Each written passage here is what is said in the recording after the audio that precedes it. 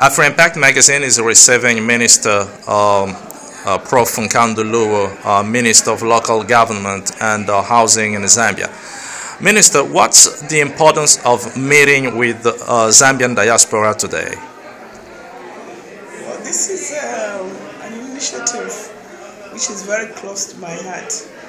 And I recall learning a lesson from the Ghanaians in the diaspora, where in fact it is a known fact that the diaspora Ghanaians did a big contribution to the developmental agenda of Ghana. What happened is a lot of Ghanaians got together. In fact, if my facts are correct, one of the consortiums went and approached the African Development Bank, got a loan which they invested in estates. So I believe that if we can galvanize our people in the diaspora, they could be important partners in the development of the economic growth of our countries. So my meeting with them this evening was really to see how they can participate in the housing activities that are coming up in the country. My country has a housing stock deficit of something like 2 million to 3 million houses. And if the people in the diaspora could even find partners with whom they can partner to come and invest in housing, or they could have access to money themselves, that they could come back to Zambia and invest in housing, that is really would be a welcome move. And my idea is that the more the merrier. So if more people, not only within Zambia but outside Zambia, see that housing is an important initiative in economic development, they could participate, they could invest. It could be one house or anything in the order of 100 houses, even 1,000 houses. But why now? Well, first of all, there's been a change of government. The country now is led by a party that is known as the Patriotic Front, whose election promises were based on the premise that we're going to improve the lives of our people, one of which would be shelter, access to shelter. The other is access to clean water and sanitation. And this is why it's now. Because we think that as a government, we have come to improve the lives of the Zambian people. Zambia shouldn't be a country that is talking poverty. Zambia should be a country that is preaching economic growth and development, because we have all what it takes to be a rich nation. Tonight I heard that the problem of Africa is Africans themselves.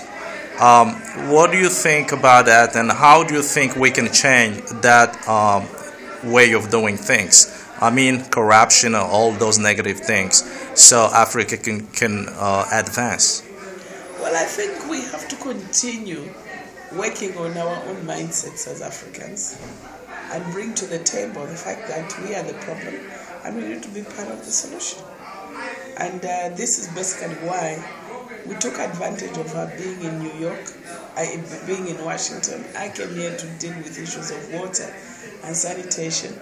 The Minister of Finance and Economic was here also with meetings with the World Bank, and we thought it was important to take an evening off from our busy schedule to start engaging the Zambians in the diaspora. The problem with Africa sometimes is there's changing governments we have every time. How do you make sure that what you started today can be a success tomorrow, even if you're not there?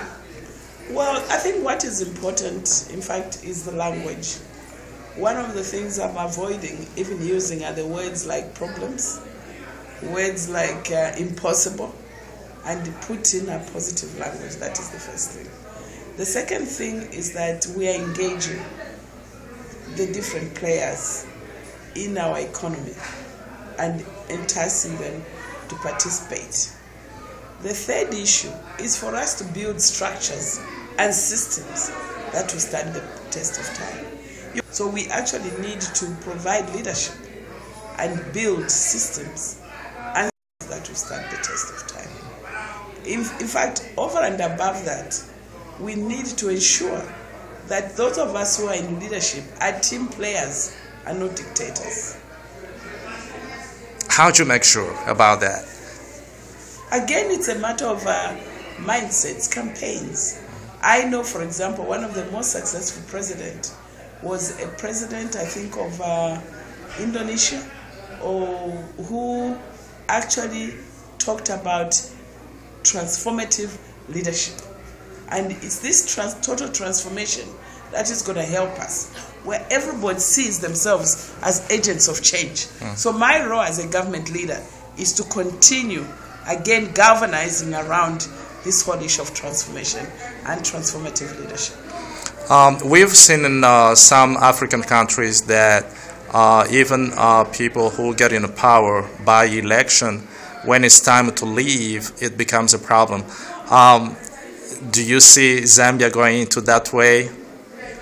I don't see it. And I think if you've been following the Zambian politics, our president, the current president of the Republic of Zambia, His Excellency Michael Chilufya Sata, is already talking about a succession.